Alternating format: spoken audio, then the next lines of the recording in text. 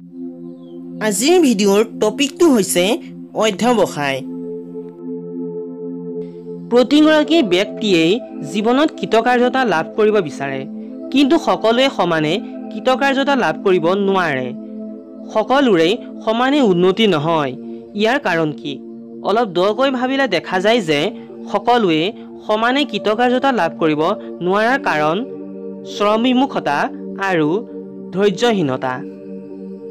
অৰ্থাৎ অধ্যৱসায়ৰ অভাৱেই ইয়াৰ ঘাই কাৰণ। এষাৰ কথা আছে, ভুকুতে কলটো নপকে। উপনিষদত বৰ্ণিত মতে উঠা জগা আৰু তোমাৰ প্ৰাপ্য গ্ৰহণ কৰা।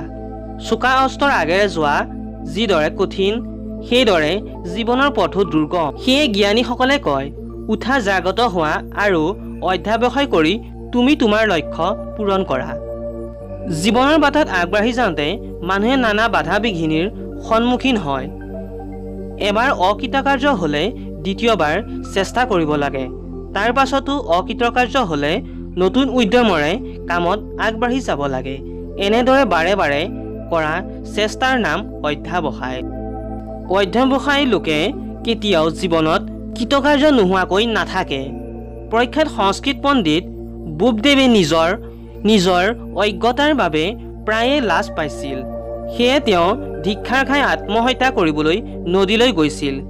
কিন্তু নদীৰ পাৰত এটা শিলত তিৰোতাবিলাকে কলত হোৱা দৃশ্য দেখি আৰু শিলটো ক্ষয় হৈ এটা আকাৰ লোৱা দেখি তেওঁৰ মনোবল ঘূৰি আহিছিল।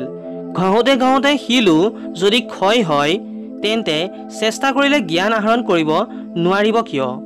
শেষত তেওঁ চেষ্টাৰ ফলত বিদগ্ধ সংস্কৃত পণ্ডিত হিচাপে খ্যাত হৈ পৰে। ইংলেণ্ডৰ ৰজা আলফ্ৰেডে বহুবাৰ ৰণত হাৰিও জয়ৰ আশা ত্যাগ নকৰি ভেড়াৰখীয়াৰ বেশত থাকি ডেনবিলাকত ইংলেণ্ডৰ পৰা খেদিবলৈ সমৰ্থ হৈছিল। স্কটলেণ্ডৰ ৰজা ব্ৰুছে ইংৰাজৰ হাতত ছবাৰকৈ হাৰি ভাঙি পৰিছিল। কিন্তু তেওঁৰ সন্মুখত মকৰা এটাই জাল গুঠি থকা দৃশ্যটো দেখি তেওঁৰ মনোবল বৃদ্ধি পাইছিল আৰু নতুন উদ্যমেৰে পুনৰ যুদ্ধলৈ যাত্ৰা কৰি কৃতকাৰ্য হৈছিল। আমেৰিকাৰ ভূভাগ আৱিষ্কাৰ কৰোঁতা কলম্বাছে বহু চেষ্টাৰ অন্তত অসীম ধৈৰ্যৰ বাবেহে কৃতকাৰ্য হ'ব পাৰিছিল। এনেদৰে আমি পুৰণি কালৰ নাইবা আধুনিক কালৰ কৃতি পুৰুষসকলৰ জীৱনলৈ চালেও দেখা পাওঁ যে যিবিলাকে অধ্যৱসায় কৰিছে তেওঁলোকেহে সফলতা লাভ কৰিছে। নিজৰ নেৰানেপেৰা চেষ্টাৰ অবিহনে কোনো কালে কোনো লোকে কৃতকাৰ্যতা হোৱা নাই। যিবিলাকে বিপদক ভয় কৰে, কামক অৱহেলা কৰে, কামত একেৰাহে লাগি থাকিব নোৱাৰে, তেনে লোকেহে অকৃতকাৰ্য হয়। চোকা দা এখন পেলাই থ'লে মামেৰে ধৰিবই।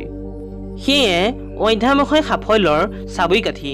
বহুতো লোকে নিজৰ বিফলতাৰ বাবে ভাগ্যকে দোষাৰোপ কৰা দেখা যায়। কিন্তু ভাগ্যক ধিয়াই থাকিলে কোনো কাম নহয়। মানুহে নিজেই নিজৰ ভাগ্য ৰচনা কৰে। গতিকে ভাগ্যক ধিয়াই শ্ৰমবিমুখ হৈ থকা অনুচিত। যদিও কৃতকাৰ্যতাৰ চাবিকাঠি অধ্যৱসায়, তথাপিও মানুহে যিকোনো কামতে যধে মধে লাগি থকাটো উচিত নহয়। কামৰো ভাল বেয়া, উচিত অনুচিত আছে। গতিকে কাম কাজ বিচাৰি লোৱাৰ বাবে বুদ্ধিৰ প্ৰয়োজন। বাজি গাই পুহিলে যিদৰে গাখীৰ পোৱাৰ আশা নাই, সেইদৰে যধে মধে কাম কৰিলে ফল লাভ কৰিব নোৱাৰি। উচিত কামত উপযুক্ত পৰিশ্ৰম কৰিলেহে কৃতকাৰ্য হ'ব পাৰি। গতিকে অধ্যৱসায়ৰ লগত বিচাৰ বিবেচনাৰো প্ৰয়োজন। এই দুয়োটা গুণৰ অধিকাৰী হ'ব পাৰিলেহে আমি কৃতকাৰ্যতা লাভ কৰিব পাৰিম। আজিলৈ ভিডিঅ'টো ইমানেই।